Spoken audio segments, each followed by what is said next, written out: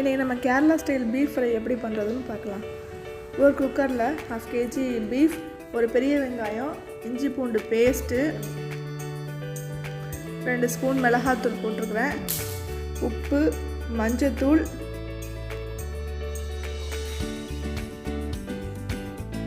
குழம்பு மிளகாத்தூள் 2 spoon, 2 spoon எண்ணெய், எல்லாத்தையும் போட்டு நல்லா மிக்ஸ் பண்ணிக்கணும்.